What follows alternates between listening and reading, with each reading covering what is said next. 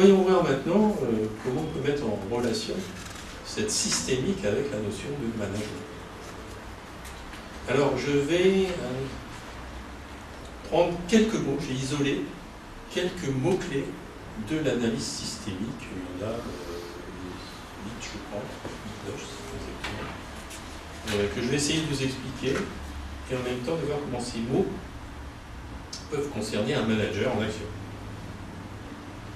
Alors, la première idée, le premier mot, et je pense que c'est le mot le plus important de l'analyse systémique, c'est la notion d'interaction.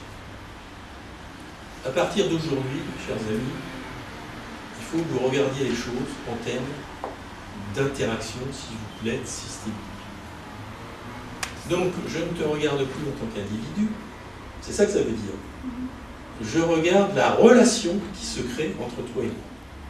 C'est ça être systémique. D'accord ? Enfin, ça veut dire que je ne te regarde pas en tant que personne, hein.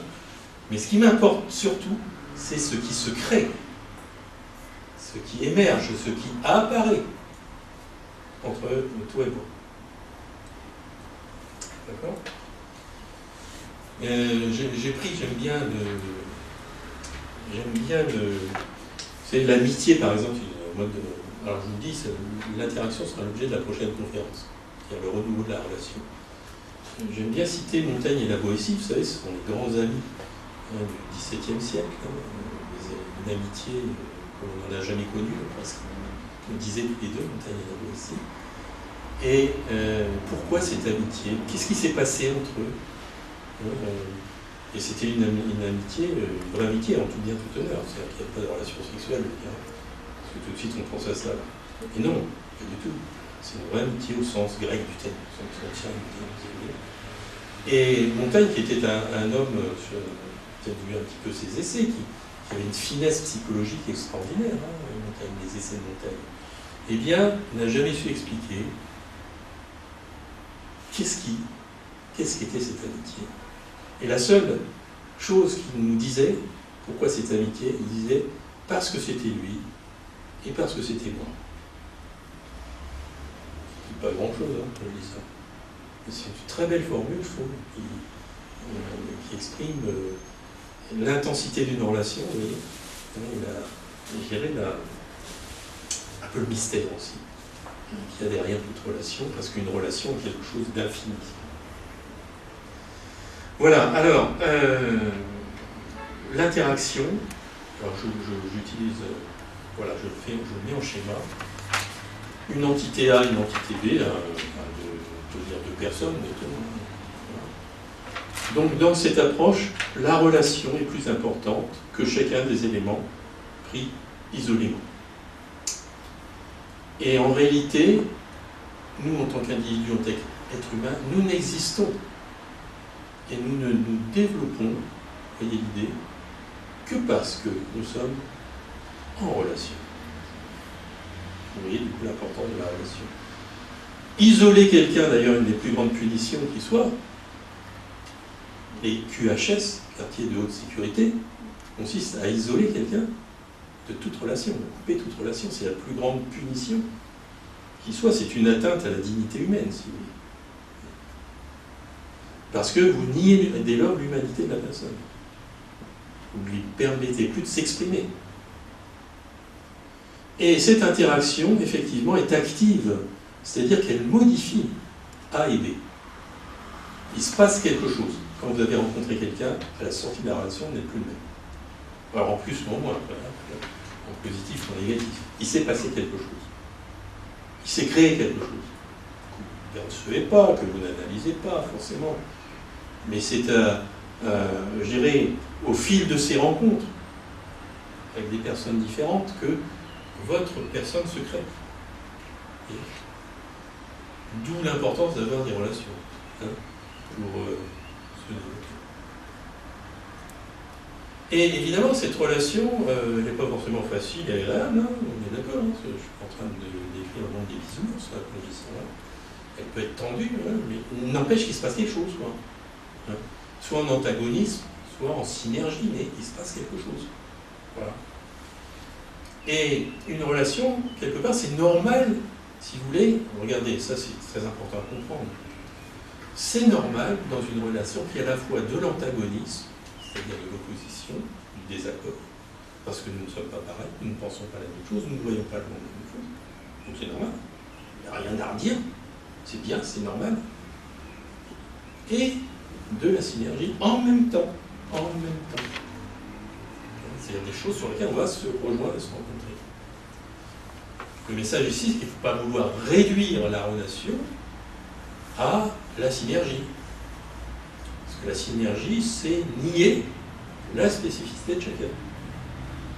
Et donc la créativité, la création, qui résulte justement de la mise en rapport des différences. Donc ce qui est important, c'est ni A ni B, ni toi ni moi, mais ce qui se noue entre A et B. Alors c'est cette idée-là qu'on travaillera plus profondément lors de la prochaine conférence. Donc vous voyez que pour un manager, on voit bien que le manager, lorsqu'il est devant un collaborateur, devant son patron, devant un client, devant n'importe qui, on voit bien à partir de là, si vous travaillez sur cette interaction, ce qu'il doit faire. Écoute, expression, mise en relation, de rétroaction, dialogue. Voilà. Et à partir de là, la magie de la relation se met en place. Et lorsqu'on parvient à la fois à préserver la différence et à l'antagonisme, et à mettre en place en œuvre la synergie, eh bien c'est là que naît la relation de confiance. Et la relation de confiance donne l'efficience. Voilà toute la logique, je dirais, de l'analyse systémique dans la relation humaine. Donc l'interaction. Deuxième mot, la globalité. La globalité, c'est le macroscope. Voir les choses d'en haut, de loin. Voir les choses dans leur ensemble. Et l'idée, vous vous souvenez, pour ceux, encore une fois, avec qui j'ai travaillé, c'est 1 plus 1 égale 3. C'est-à-dire que le tout est supérieur à la somme des parties. Et ça, c'est bien ce que je viens de dire de la relation juste avant. Vous mettez deux individus, ce n'est pas la somme des deux individus, c'est plus que ça. Donc, la globalité, c'est... Alors, je crois que je le traduis dans un graphique. Voilà, le graphique. Alors, en analyse systémique, une des pratiques, une des méthodes, c'est la représentation graphique. Un des outils de l'analyse systémique, c'est la représentation graphique. Vous avez une idée, un plan, je ne sais pas quoi. Eh bien, pour être systémique, il faut être capable de le représenter. Pour avoir une vision globale de l'ensemble des éléments qui sont en jeu dans la situation. Donc, vous modélisez. Vous vous donnez une représentation des choses. Ce que j'ai essayé de faire ici sur les différents mots, parce que je parle d'analyse systémique, il faut que j'applique la méthode. Donc j'ai essayé à chaque fois de représenter par un schéma l'idée que je voulais exprimer. Ici, c'est l'idée de globalité. C'est quoi l'idée clé ici? Pour un manager ou pour n'importe qui, c'est que là où nous sommes, nous ne sommes jamais seuls. Je répète toujours la même idée, nous sommes en interrelation. Le tout est d'en avoir conscience. Les relations, pourquoi c'est important? Parce que quoi que je fasse, quelle que soit l'action que j'envisage, eh bien cette action a forcément des impacts sur l'ensemble du réseau proche ou lointain qui est le mien. Donc c'est l'inverse de l'individualisme ici. Dire moi tout seul, je fais ce que je veux dans mon coin, c'est faux. Ça n'existe pas. C'est de l'égocentrisme, du narcissisme, tout ce que vous voulez en termes psychologiques, mais qui ne tient pas la route. Donc là, j'ai pris le N ici, je mets au centre du schéma. Eh bien, vous voyez, effectivement, dans l'entreprise, je parle de collaborateur d'entreprise, N, au niveau N, eh bien, il a des relations avec N plus 1, il a des relations avec N moins 1, il a des relations avec les collatéraux, il a des relations, ça c'est ce qu'on appelle les relations formelles, et puis il a des relations dites informelles, non décrites, non définies dans un organigramme, possible, alors les uns et les autres, mais possible avec l'ensemble des clients, des fournisseurs, de l'environnement, etc. Donc il est au centre d'un réseau extraordinairement complexe, compliqué. Eh bien, pour avoir une action efficiente et pertinente, il faut que chacun d'entre nous ait conscience de ce réseau dans lequel nous vivons et de l'impact des idées, des opinions, des décisions, des actions que nous prenons. Il faut avoir une claire conscience de ce qu'on est. Il faut avoir une claire conscience, je dis, de là où on est, se situer. Parce que si je ne me situe pas, ben je suis un atome dans le chaos, dans le désordre. Se situer, situer soi-même, situer les autres aussi. Alors, c'est des choses qu'on fait. Hein. Quand on pense à quelqu'un, on dit, bah, lui, il est en relation avec un tel, etc. Et on fait ça de manière très à l'arrache. Voilà. Là, il s'agit de poser les choses, d'analyser, pour ensuite prendre une décision dont on aura mesuré les impacts sur l'ensemble du réseau qui est là. Et ainsi, on ne sera pas étonné, parfois, d'assister, n'est-ce pas, à certaines réactions qu'on n'avait absolument pas anticipées, faute d'avoir effectivement anticipé par cette analyse. Et ça, c'est le boulot d'un manager. Il prend une décision, ah oui, il prend une décision, alors quel va être l'impact de cette décision?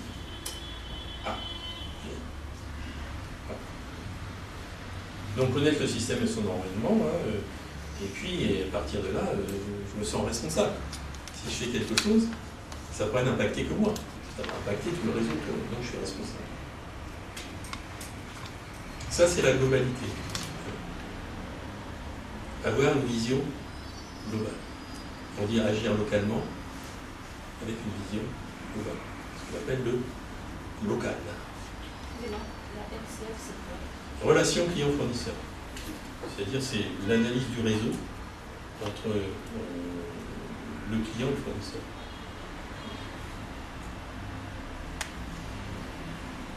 Troisième mot, l'organisation. Très bien, quel peut être le rôle du manager sur l'organisation, hein? C'est une de ses prérogatives, l'organisation. Et l'organisation, c'est justement, c'est quoi? C'est la mise en ordre des choses. Et quand je dis la mise, quel est l'impact de la mise en ordre des choses? C'est le fait de donner du sens. Il n'y a pas de sens quand il y a désordre. C'est incohérent, ça n'a pas de sens. Hein, quand c'est pas structuré, quand c'est pas ordonné. Donc vous voyez un organigramme, comme ça, on regarde ça d'un œil distrait, mais en fait c'est la mise en ordre de l'entreprise. L'organigramme normalement donne le sens de ce que veut l'entreprise. Alors, on peut rentrer dans le détail, hein, ici, de l'organisation. On organise les choses horizontalement, hein, entre même niveau, entre éléments du même niveau. Voilà. Il n'y a pas de relation hiérarchique. Et donc, comme il n'y a pas de relation hiérarchique des éléments du même niveau, les membres d'une équipe, hein, par exemple, eh bien, ces gens-là, pour interagir, comment font-ils? Puisqu'il n'y a pas d'ordre de pouvoir, je veux dire, entre eux. Hein. Pouvoir étant la relation verticale. Eh bien, ils sont tenus de négocier et de coopérer. Voilà. Ça se fait plus ou moins. Verticalement, alors cette fois-ci, l'ordonnancement vertical, l'organisation verticale, eh bien une organisation via le pouvoir, cette fois-ci, dans lequel le niveau N+1, le pouvoir sur le niveau N et N-1. Voilà, ça c'est ce qu'on appelle, vous voyez dans un organigramme ça, l'horizontal et le vertical. Alors évidemment, là aussi, il y a 10 000 manières d'organiser une entreprise. Il n'y a pas une seule manière. Qu'est-ce qu'on veut? Quelle forme d'organisation on choisit pour quelle finalité?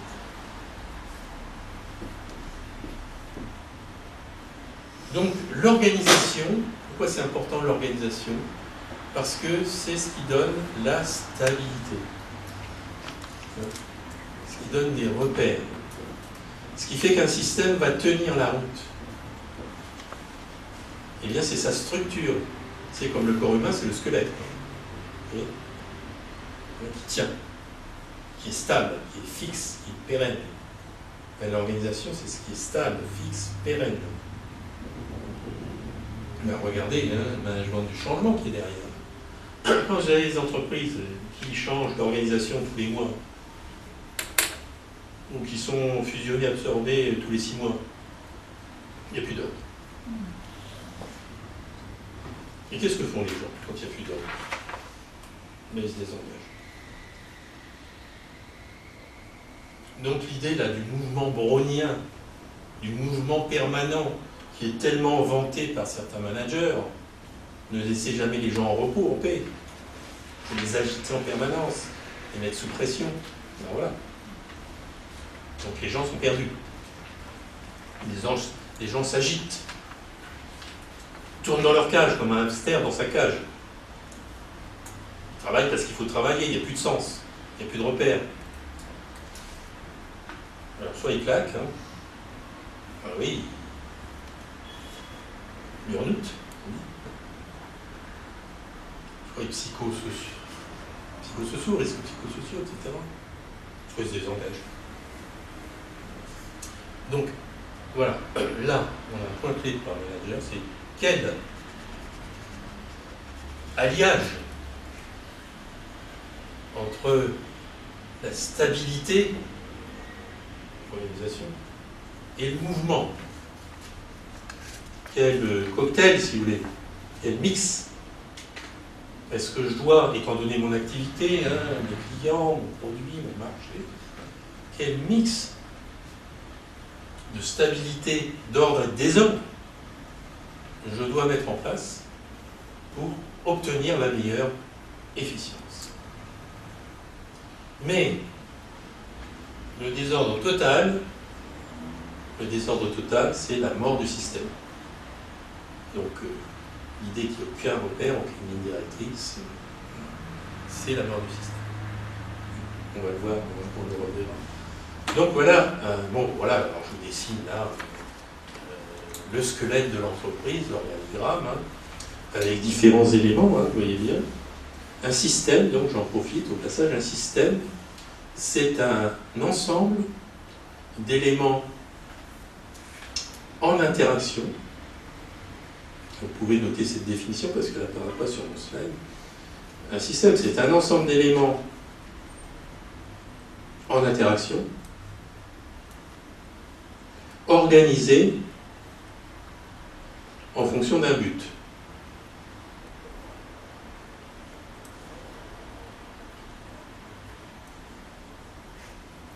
Alors vous voyez que par exemple le système entreprise, tel que je le décris ici, eh bien ce système a une mémoire. Sans mémoire, il n'y a pas de sens. Je ne sais pas si cette idée vous parle. Prenez les malades d'Alzheimer, par exemple. Ben, il n'y a plus de sens. Alors, s'il n'y a plus de sens, et on voit ces personnes atteintes de la maladie, qui d'un instant à l'autre ne savent plus où ils sont et ce qu'ils font. Vous voyez? Parce qu'il n'y a plus la mémoire. Vous voyez l'importance de la mémoire? L'importance de la mémoire, c'est-à-dire l'information stockée. Ce que je disais tout à l'heure en démarrant la conférence. L'information stockée, l'histoire, la culture, c'est ce qui fait sens. Sans la mémoire, il n'y a pas de projet. Il n'y a pas de sens. On dirait du chaos, il n'y a que de l'incohérence. Donc le système, justement, c'est cette... Pour qu'il y ait système, il faut qu'il y ait mémoire. Il faut qu'il y ait ordre. Et c'est seulement à ce compte-là qu'il y a du sens. Voilà.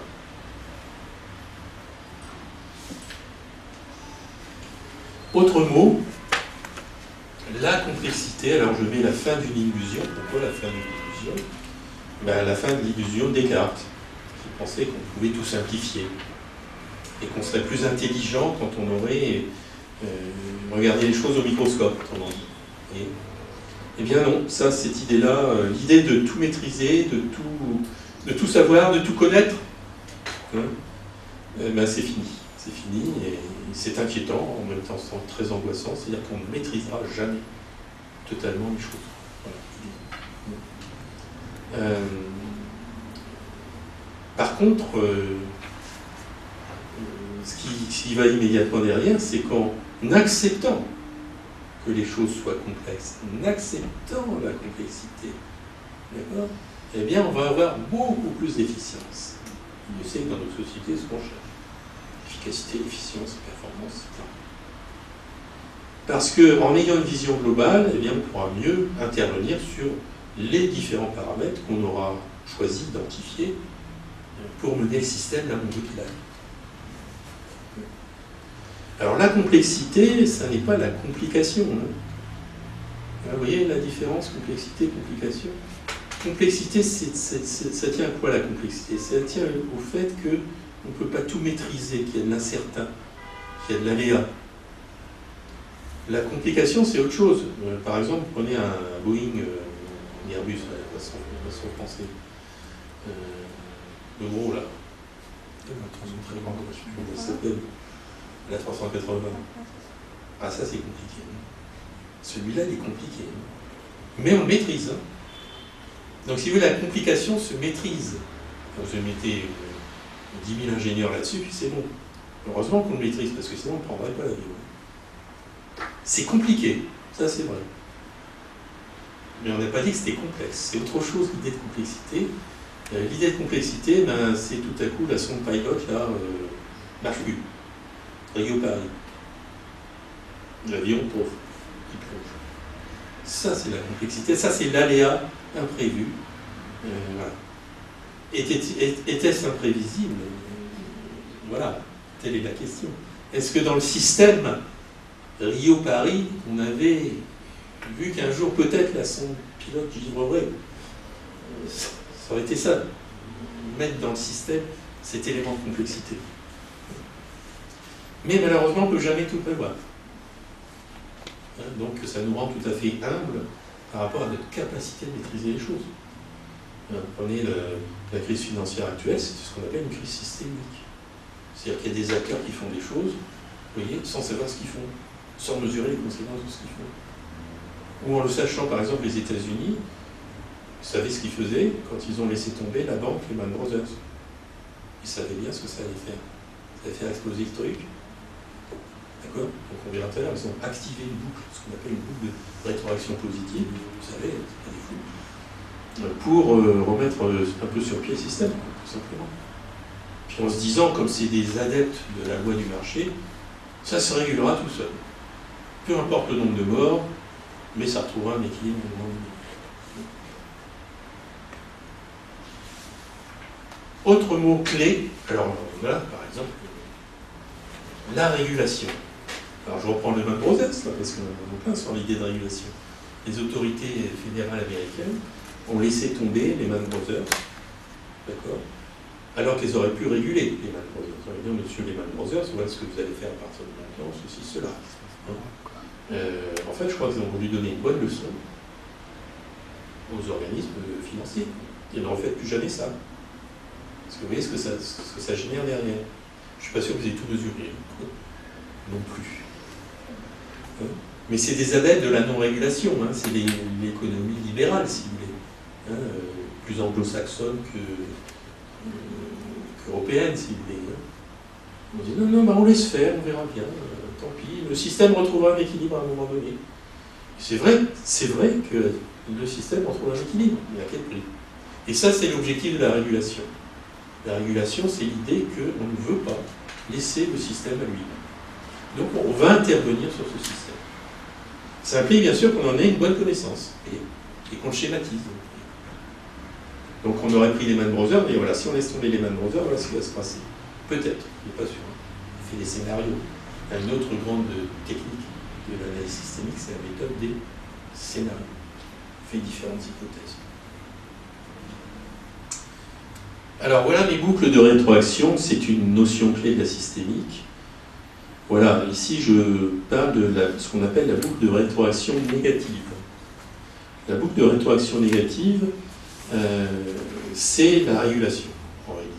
C'est-à-dire que Voilà, j'ai un système qui produit tel résultat. Je vais intervenir sur le système pour limiter, vous voyez, boucle de rétroaction, pour limiter le phénomène qui est en train de se produire. D'accord ? Donc je vais réguler. Donc j'ai une action délibérée, volontaire, sur le système. Je pilote le système. Alors, soit je peux le piloter plus ou moins bien, par contre. C'est pas parce que je fais de la rétroaction négative, là. Alors négatif, on dit négatif parce que ça limite l'effet produit. D'accord ? Je freine. C'est pour ça que c'est négatif. Je limite l'effet. Bon, alors, si je limite trop, il ne se passe plus rien, c'est-à-dire que le système est complètement fermé. Vous voyez ? Il se détruit. Ou je ne l'ouvre pas assez. Je ne laisse pas. Autrement dit, vous voyez l'idée, je ne laisse pas suffisamment faire les choses. J'interviens trop, je suis interventionniste. Ça, c'est l'économie planifiée, par exemple. Tout contrôler. Alors, on a vu ce que ça donnait, l'économie planifiée. Le système est complètement bouclé, corseté, il n'y a plus qu'une marge de liberté. Le système c'est faux. Tout système fermé, c'est faux. Donc, tout l'art, c'est qu'est-ce que je laisse passer? Qu'est-ce que j'empêche de passer? Ça, c'est les frontières, si vous voulez. C'est la gestion de la frontière, le système. On verra tout à l'heure, tout système a une frontière, une membrane, comme la cellule. La cellule trie ce qui se passe dans son environnement. Elle prend des nutriments et elle rejette. Vous voyez, une espèce d'échange. Bon. Dans le management, c'est la même chose. Votre équipe, là, qu'est-ce qu'elle prend? Qu'est-ce qu'elle garde? Comment elle se protège? Comment elle échange? Comment elle coopère? Donc là, la boucle de rétroaction négative, si vous voulez, ce qu'on appelle le principe d'homéostasie, c'est-à-dire, cette boucle de rétroaction négative va permettre au système de maintenir son équilibre. Ce qu'on fait tous en tant que personne humaine.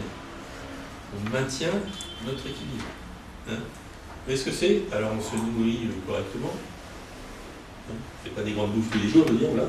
Picole pas trop. Vous voyez, je fais de la régulation. On prend soin de soi, voilà, on se cultive. Toutes ces actions sont des actions qui nous permettent de rester nous-mêmes, de nous maintenir, système de régulation, de garder un certain équilibre, etc. Bon. Alors évidemment, je rétroagis. L'idée, c'est ici quel dosage, qu'est-ce que je laisse passer, qu'est-ce que je ne laisse pas passer. Alors, selon les cas, soit vous ne laissez rien passer, le système se détruit, vous laissez passer un petit peu ce système qui est un cas. Vous laissez passer jusqu'au s'il faut, vous avez un système optimisé. Et puis vous laissez passer beaucoup, et bien là, vous avez un système qui, si vous le régulez bien, qui risque de se développer. La rétroaction positive, c'est l'effet papillon. Vous connaissez l'effet papillon? Un mouvement d'aile de papillon là-bas à Singapour provoque un raz-de-marée nord-est. Ça, c'est ce qu'on appelle le phénomène d'amplification. C'est le phénomène de crise. Personne ne régule le mouvement. Et donc le mouvement s'auto-alimente. Vous voyez? C'est ce qui s'est passé avec la crise financière. Le mouvement n'étant régulé par personne, eh bien il s'auto-alimente, il se grandit, se déploie, sans limite, sans contrainte, sans frein, et c'est l'explosion. Vous voyez ce que je... C'est la crise, d'abord, c'est la crise. Voilà. Vous voyez ça apparaître? Gestion des conflits. Quand on travaille en management sur la gestion des conflits, on est là-dedans. Vous voyez apparaître une tension de personnes, de services. Vous ne régulez pas, vous laissez faire. Hop, laissez faire. Il y a juste des bruits avec ça. Eh bien, la tension grandit. Et ça crée ce qu'on appelle à ce moment-là de la déstabilisation. On sent qu'il y a du désordre, voilà, ça y est. Il se met en place, on ne contrôle plus tout. Et puis, ça continue, c'est-à-dire que personne ne régule, le conflit monte. Et on arrive à la crise. La crise, c'est le moment où le système n'est plus capable de s'auto-réguler. Et on ne sait pas ce qui va se passer. On ne maîtrise plus rien. Donc, soit on compte sur l'espèce d'intelligence implicite du système pour s'autoréguler, d'accord? Et à ce moment-là, on peut effectivement éviter l'explosion. Le système s'autorégule, ça arrive, hein. On fait rien, puis ça s'arrange. Vous savez, il y a des gens qui disent, vous savez, non, mais laissez faire, tout s'arrange avec le temps. Moi, j'avais un chef, comme ça, j'allais me plaindre parce qu'il y a des problèmes. Non, non, soyez patient. Soyez patient, tout s'arrange avec le temps. Toute crise a une fin. C'est vrai, hein? Crise a une fin. Mais alors, combien de morts? C'est ça la question. Alors voilà, est-ce qu'on accepte qu'il y ait des gens qui meurent, les dégâts collatéraux de la crise, ou est-ce que dans certaines cultures ça passe, dans d'autres non?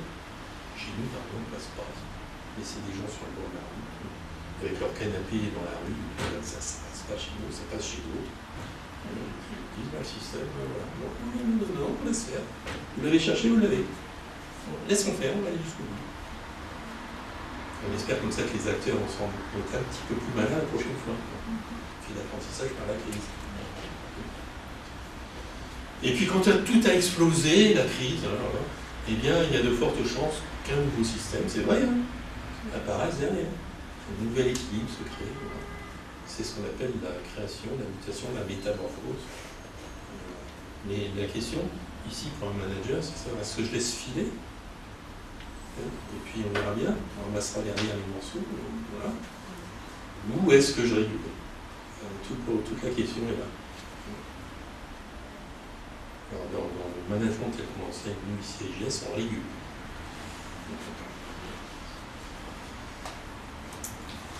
Une autre notion qui est ce que j'appelle la variété du système. Alors ça c'est très important cette notion, la notion de variété. La loi de la variété requise, c'est une loi qui a été énoncée par un biologiste, Ross Ashby. Je vais vous montrer le schéma tout de suite, c'est pas plus clair. Aussi parce que le temps passe, il faut que je régule le temps du système de ce soir. Donc la variété, alors c'est une idée très importante ça.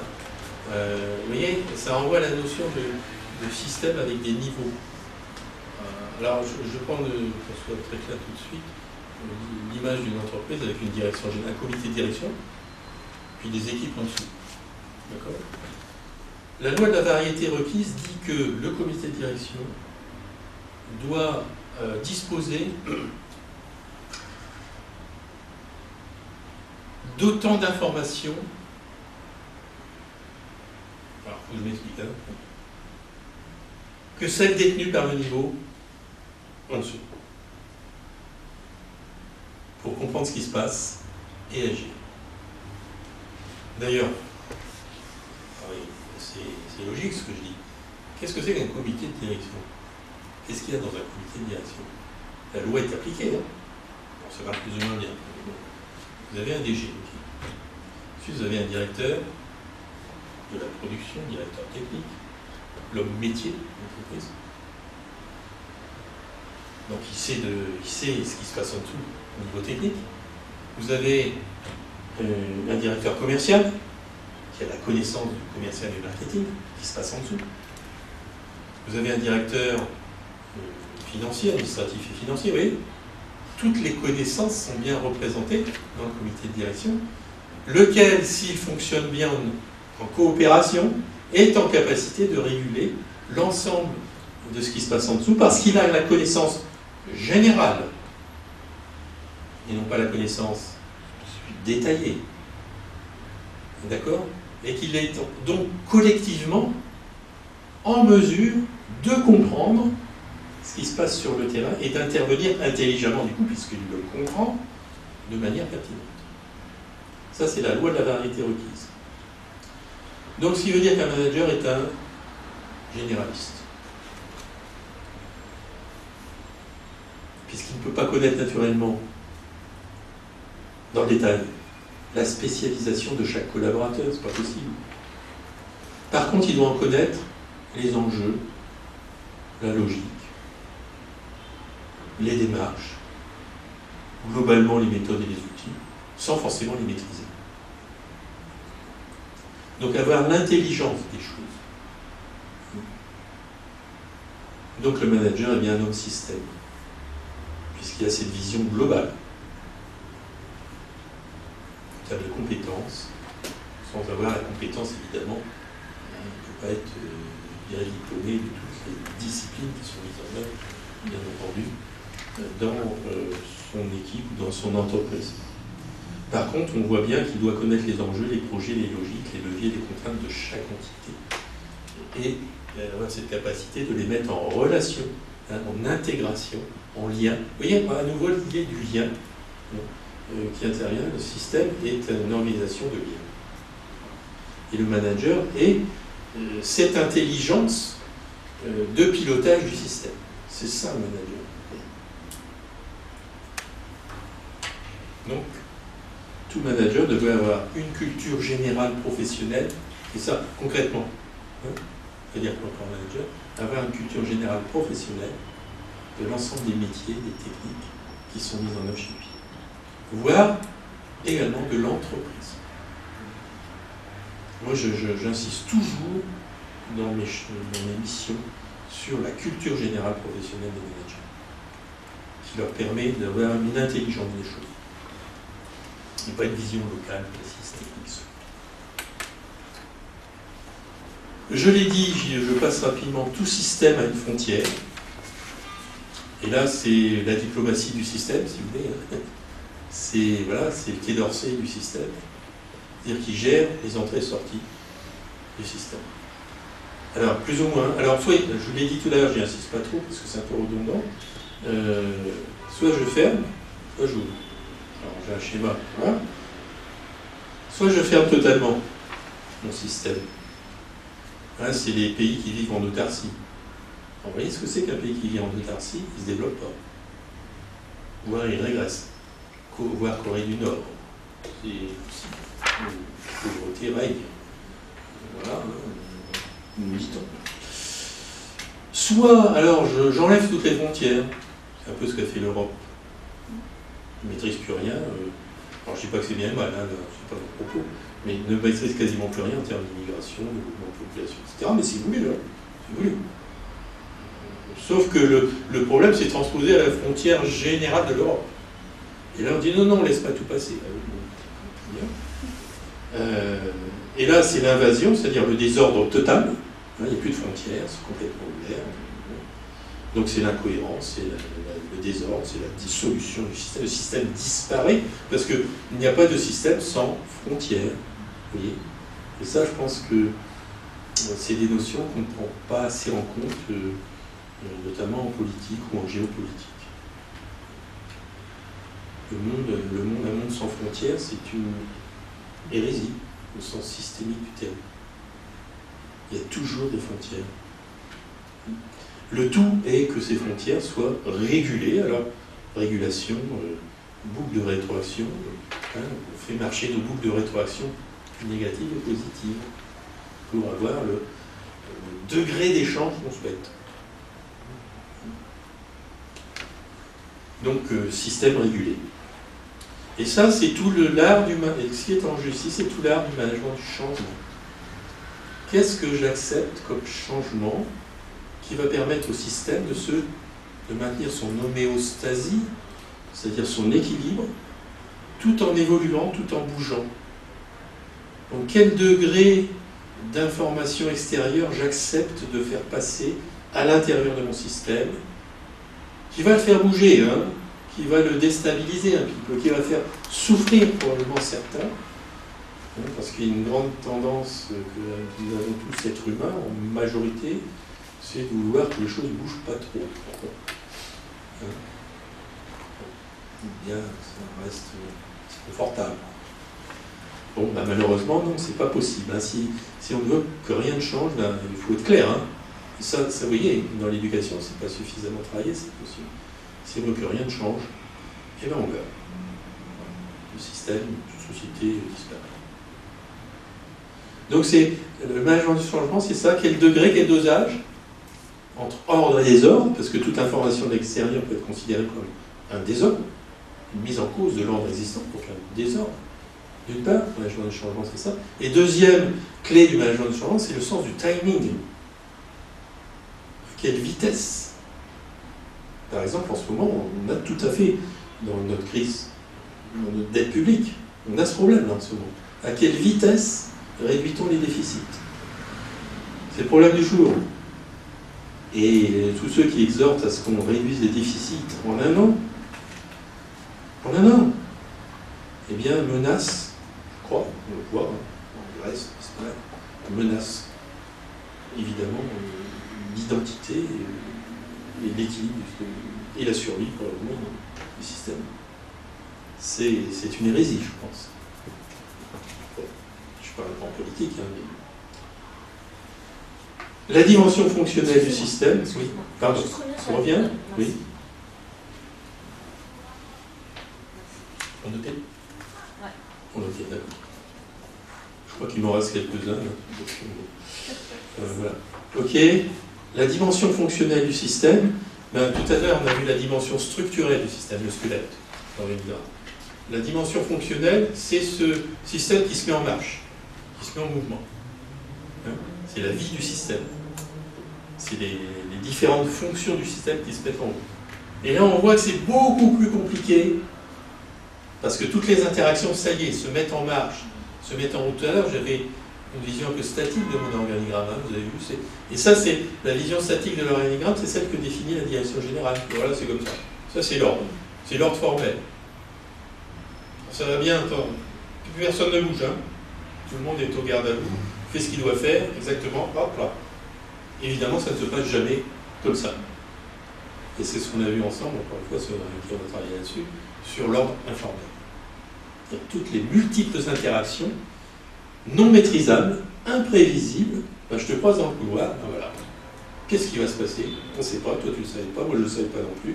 N'empêche qu'il va se passer quelque chose, personne ne le savait. Et des choses comme ça, dans la vie d'entreprise, tous les jours, il y en a des dizaines, il y en a des centaines.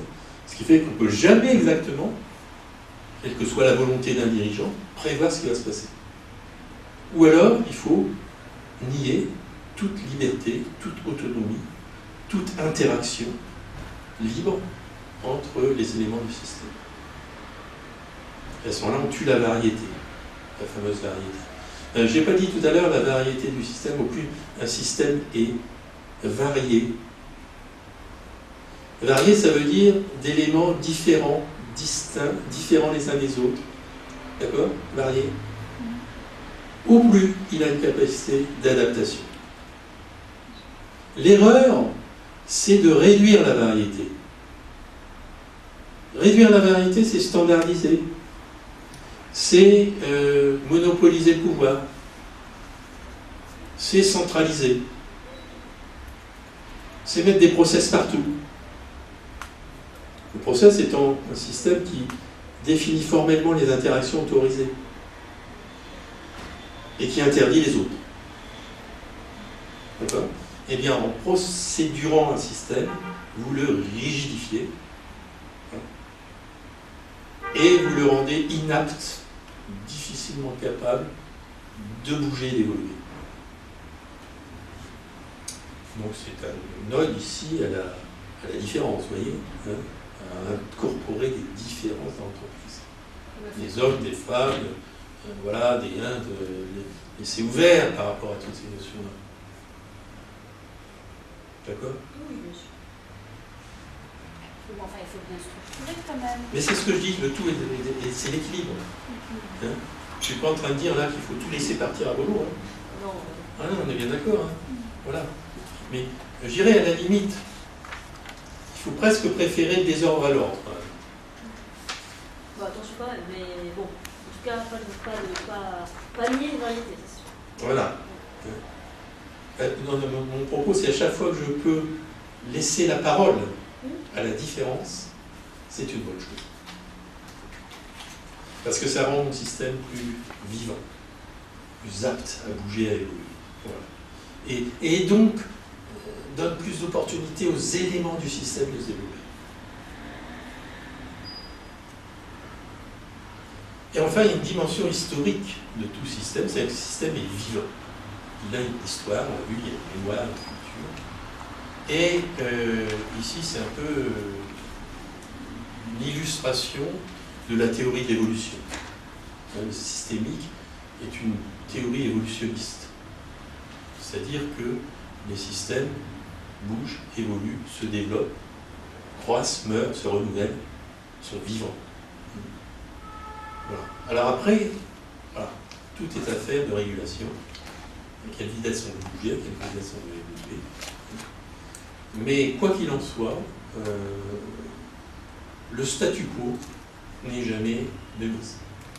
Soit c'est vous qui régulez et vous maîtrisez l'évolution, et si vous ne le faites pas, le système le fera tout seul. Et par contre, ça vous échappera. Parce qu'il y a une dynamique interne qui se met en place, qui existe, qui est l'ensemble des interactions qui se jouent dans le système. Le cancer, par exemple, c'est un système non régulé, qui a perdu de sa régulation. Voilà. Vous voyez donc ça s'amplifie. Ça s'amplifie jusqu'à ce que ça tue le système.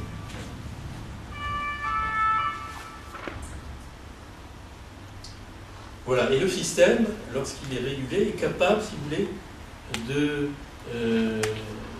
se complexifier, de devenir plus complexe, donc plus riche, et donc est capable de création. Voilà, c'est ça que je cherchais. Un système qui, avec l'histoire, est capable de créer, de recréer, de se développer. C'est effectivement le système, l'image du système vivant. Voilà, alors il y a différentes manières de faire évoluer un système. Alors soit vous ne le faites pas évoluer, c'est-à-dire que vous le conservez comme tel. Conservation, c'est la première ligne ici.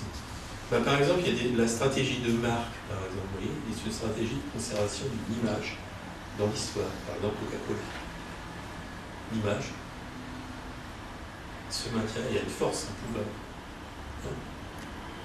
Donc vous voyez, je ne suis pas en train de dire qu'il faut tout changer en permanence. Il y a des choses qu'il faut conserver parce qu'elles ont, je dirais, l'ordre, du coup, à l'ordre de la valeur, l'histoire de la valeur. Ensuite, vous pouvez partir d'un état de conservation qui passe par une évolution qualitative. Oui, il y a deux fois qualitative dans ce là. Donc le deuxième, ce serait évolution qualitative, oui, évolution quantitative après. Donc vous avez différents scénarios de régulation et de pilotage d'un système. Voilà, donc pour conclure sur cette approche systémique, je pense qu'on peut dire qu'effectivement l'approche systémique a une portée philosophique et humaniste, parce qu'il est évident que quand on a les yeux du macroscope, on ne voit pas le monde de la même façon. Et donc on ne vit plus forcément tout à fait de la même façon non plus.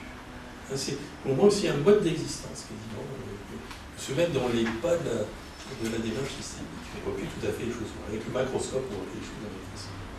Et donc on ne vit plus de la même façon. On n'a plus les mêmes relations. Si on veut vraiment rentrer dedans, si on épouse les thèses, les théories, je dirais, de l'approche systémique. Et puis il y a une portée méthodologique, c'est-à-dire c'est un outil, c'est une philosophie, puis c'est un outil. Et l'outil, c'est justement ce qu'on a vu, c'est la capacité à analyser, à schématiser, à prévoir l'évolution, à comment dire, prévoir différents scénarios possibles, différents possibles, et à comment dire, à aider à la décision, du coup. C'est une aide à la décision. Voilà. Parce qu'on voit plus clair, on voit mieux clair. On envisage l'avenir, on se projette. Et puis, derrière, ce qu'on vise quand même avec l'approche systémique, c'est l'efficience. L'efficience, c'est le mouvement, l'évolution. Tous ces mots-là me paraissent rejoindre la perspective humaniste, au sens du développement humain.